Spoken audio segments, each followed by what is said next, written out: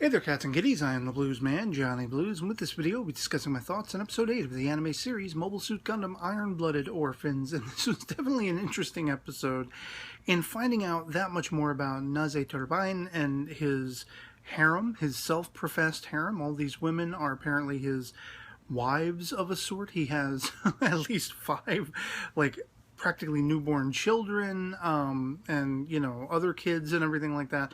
A very interesting insight into this whole Tewa's, aspect, at least the Turbine aspect of it.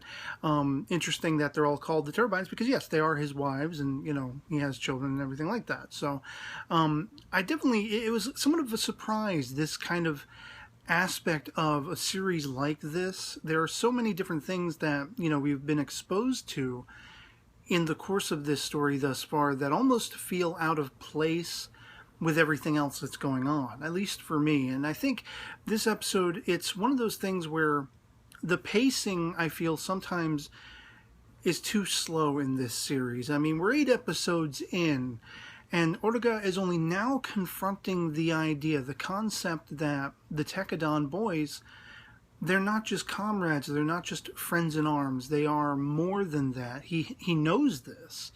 He knows that they are a family, but he's never, I guess, confronted that notion literally, and it isn't until he's told by Naze in this episode that he finally sees it for what it is, or at least he acknowledges it. He finally confronts that, yes, I'm sending some of these boys off to die. They are my underlings, but they're also my family. We are all of one blood. I mean, that's how he describes it. He describes we're all different, but we all share the same blood. The loss that we have sustained, we've all sustained that together, and it is our need to stay together as a unit. He can't quite bring himself to say family. And on the one hand, that's kind of compelling psychologically because Orga's somewhat in denial. He's got to keep himself distanced as a leader, as a commander. Because, of course, you can't show weakness. You can't have all of your soldiers, all of your troops falter under this idea that maybe our leader isn't as assured as we thought he was. Why follow someone who isn't sure of themselves? And that's constantly the facade Orga has to keep up, even when he's in doubt. A lot of that hinges on his relationship with Mikazuki, and we see vice versa. Mikazuki's really not very concerned with a lot of the politics, a lot of the back and forth that they're trying to do, the deal making and everything like that. The decision making, he feels, is best left to the higher ups, to Orga, to the people like Biscuit, who are right there at the side of Orga, who can, better dictate how to better approach these kinds of meetings and these kinds of deals and everything like that. And it did leave me somewhat suspicious of the fact, with how long this series is meant to be, will there come a time where Orga faces his own mortality and or is even taken out of the loop, is killed? And Mikazuki might have to then rise to the challenge, being someone so closely knit to him. Will he feel the responsibility of, or will the responsibility be vomited up onto him to take command in some kind of framework? That would be a very interesting character exploration. Here's somebody who has no interest, who has no real mind for leadership without it being in battle. Because Mikazuki is, he's the chief guy when you're in the midst of a battle. When he's piloting Barbados and you have everyone else, piloting their own mobile suits and everything like that, I mean, he is in command. There we see he's in command. Wouldn't it be that much more fascinating if he had to be put into a placement like Orga, where he had to sort of dictate outside the realm of battle, outside that scope? Those are the things I was left with by the end of this episode. It was intriguing, again, getting to know how much more familial, I guess you could say, the Turbines turned out to be. And I liked that, even though the confrontation to me was a little bit ridiculous, a little bit stunted in Orga's own growth from a certain point of view, I do like that whatever it was in this exchange, Naze saw something in these kids. These kids have time and again impressed them to the point where they've gone back on their deal with Maruba. They're going to penalize him in a sense, make him work off all the damage that was done. And Naze had turned to listen to these kids, to the Tekadon boys. He's letting them remain as they are.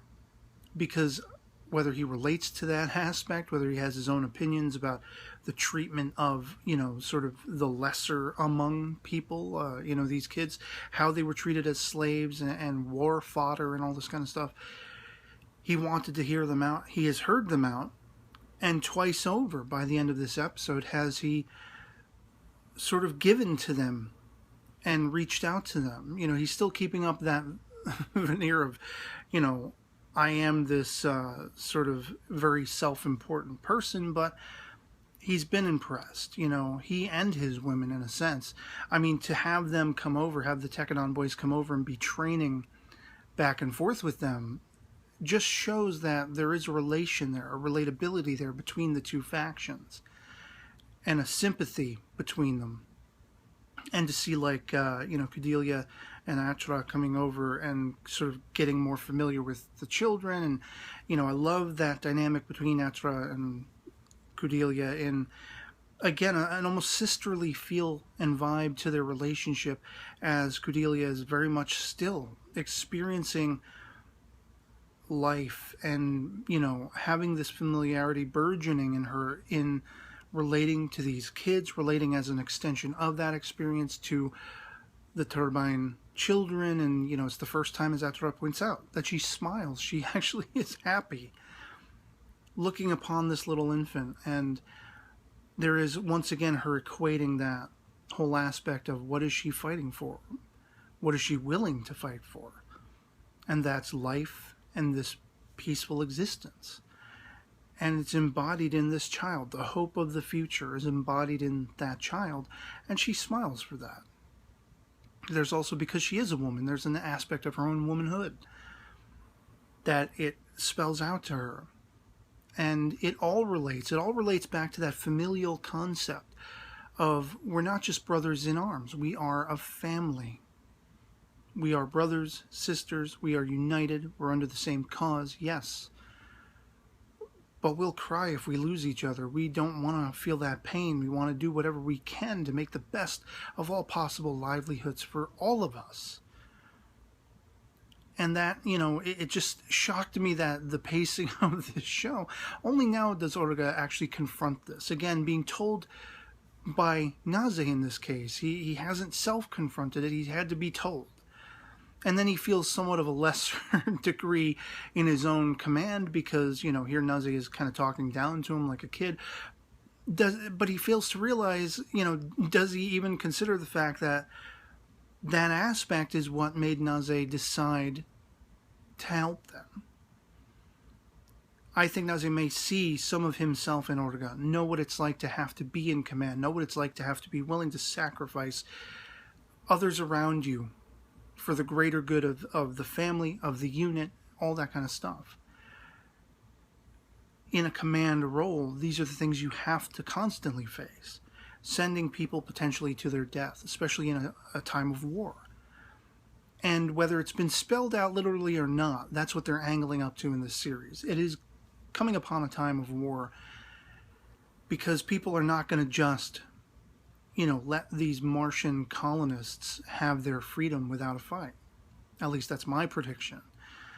From Galahorn to the governments of Earth that, okay, so one of them has extended an olive branch to Cordelia, but how that's going to play out remains to be seen, especially now that we are bartering with, through the help of Naze, the Tekadon will be bartering with their sort of hub leader in the hopes of not only, having a way to exchange goods and services, pawn off Galahorn machinery parts and all that kind of stuff, try to sell it off, make some money for the people back home. They finally got into contact with the people back on Mars, and the money's almost gone.